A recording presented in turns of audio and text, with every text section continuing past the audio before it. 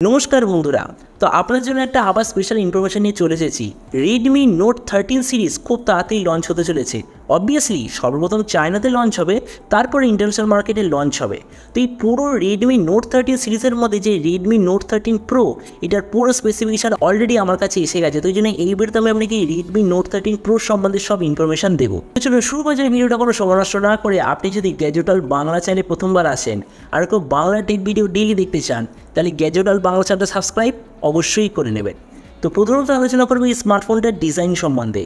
তো যেমন আপনি দেখছেন এবারে যে রেডমি নোট 13 প্রো, পিছন দিক থেকে দেখতে হবে এক্স্যাক্টলি এরকম, মানে শাওমির যে ফ্ল্যাগশিপ লেভেলের স্মার্টফোন আছে তার ডিজাইন যেরকম হয় পুরো সেরকম ডিজাইন এই ফোনটা আপনি দেখতে পাবেন। ফোনটার থিকনেস হলো 7.98 মিলিমিটার আর ওয়েট হলো 187 গ্রাম।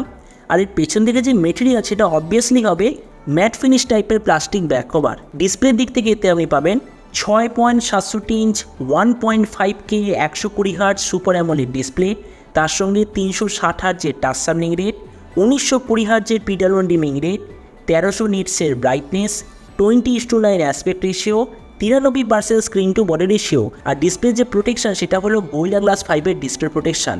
তারপরে সোজা কথা বলতে গেলে যে প্রাইস পয়েন্টে আসছে সেই হিসাবে এই যে ডিসপ্লেটা সত্যিই খুব ভালো।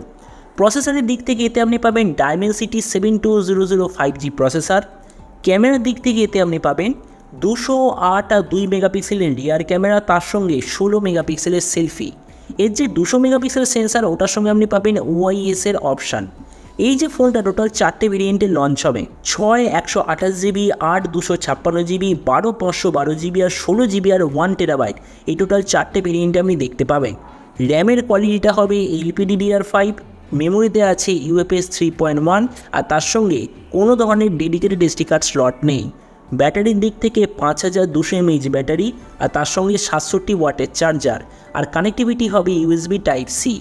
তো এবারে স্মার্টফোনের বাকি কিছু ফিচার বলতে গেলে এতে আপনি পাবেন Android 13 out of the box, কোনো ধরনের 3.5mm জ্যাক নেই, ডুয়েল স্পিকার আর যার সঙ্গে হবে আন্ডার ডিসপ্লে ফিঙ্গারপ্রিন্ট সেন্সার। আর সফটওয়্যার আপডেটের দিক থেকে বলতে গেলে এতে থাকবে 2 বছরের মেজর OS আপডেট আর 3 বছরের সিকিউরিটি আপডেট। তো এবার সবচেয়ে মেন জিনিস, ফোনটা কবে লঞ্চ হবে, কী দামে লঞ্চ হবে। তো দেখুন এই স্মার্টফোনটা সর্বপ্রথম সেপ্টেম্বর মাসে চায়নাতে লঞ্চ হবে, তারপর এটা ইন্ডিয়া বাংলাদেশ এইসব জায়গায় লঞ্চ হওয়ার কথা এই বছরের লাস্টে, মানে ডিসেম্বরের আশেপাশে। আর এরপর আমি যদি একটা প্রাইস সম্বন্ধে বলি, তো বলা হচ্ছে যে এই স্মার্টফোনটা যখন ইন্ডিয়ান মার্কেটে লঞ্চ হবে প্রাইস হবে 23 থেকে 25 হাজার টাকার মধ্যে। আর আপনারা যদি ভিডিওটা বাংলাদেশ থেকে দেখে থাকেন তাহলে বাংলাদেশে লঞ্চ হওয়ার কথা প্রায় 35,000 বাংলাদেশি টাকার আশেপাশে। তো এবার সব ভিডিওর মধ্যে আমি কি জানাবো এই যে স্মার্টফোনটা যে লঞ্চ হতে চলেছে, তো এই দাম এটা কি সবচেয়ে ভালো নাকি এর চেয়ে বেটার কোনো স্মার্টফোন অলরেডি অ্যাভেলেবেল আছে। তো দেখুন এই মুহূর্তে 25,000 টাকায় খুব ভালো তেমন কোনো স্মার্টফোন অ্যাভেলেবেল নেই, কিন্তু আগামী আসতে চলেছে iQOO Z7 Pro। তো আমরা যদি Z7 Pro এর সঙ্গে কম্পেয়ার করি, কেননা অবভিয়াসলি Z7 Pro আর এই যে আপকামিং রেডমি নোট 13 Pro দুটোর প্রাইস হবে প্রায় সেম। তো ওই জন্য আমরা যদি ওটার সঙ্গে কম্পেয়ার করি, প্রথমত ডিসপ্লে এই দিক থেকে আমি বলবো রেডমি বেটার, কেননা রেডমিতে আপনি পাবেন বেশি রেজলিউশনের ডিসপ্লে, কিন্তু iQOOতে আপনি পাবেন কার্ভ ডিসপ্লে কিন্তু কম রেজলিউশনের। তো আমার মতে মনে হয় বেশি রেজলিউশনের ডিসপ্লে আপনার চুজ করা উচিত, মানে সেই দিক থেকে রেডমি বেটার। প্রসেসরের দিক থেকে দুটো এক্স্যাক্টলি সেম, কেননা দুটোতেই আছে ডায়মেনসিটি 7200 5G প্রসেসর। ক্যামেরার দিক থেকে রেডমি বেটার, কেননা 200 মেগাপিক্সেলের রিয়ার ক্যামেরা, আর iQOOতে আপনি কী পাবেন 64 মেগাপিক্সেলের রিয়ার ক্যামেরা। তাছাড়া ভেরিয়েন্টের দিক থেকে রেডমি এখানে উইনার, কারণ রেডমিতে আপনি বেশি কোয়ালিটি আর কোয়ান্টিটি স্টোরেজ আর র্যাম সিস্টেম দেখতে পাবেন।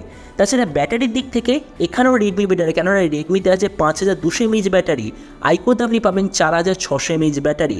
আর ফাইনালি অডিওর দিক থেকে বলতে গেলে এখানেও রেডমি বেটার, কেননা রেডমিতে আপনি পাবেন ডুয়েল স্পিকার, iQOOতে আছে সিঙ্গেল স্পিকার। তবে দেখুন ভিডিওর লাস্টে আমি এটাই বলবো, যদি আপনার রেডমি ব্র্যান্ডের ওপর এই মুহূর্তে ভরসা থাকে, কেননা দেখুন রেডমি ব্র্যান্ডের বিরুদ্ধে রিসেন্টলি প্রচুর নেগেটিভ সেন্টিমেন্ট আছে, তো আপনার যদি ওতে কোনো প্রবলেম না থাকে তো আমার মতে মনে হয় 25,000 টাকার আশেপাশে এই যে রেডমি নোট 13 প্রো আপনার জন্য একটা খুব ভালো চয়েস হবে।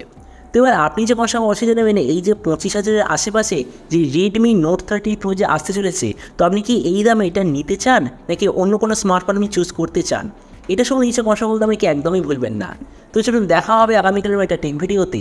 Till then stay tuned and always remember, think positive, be positive. Thank you.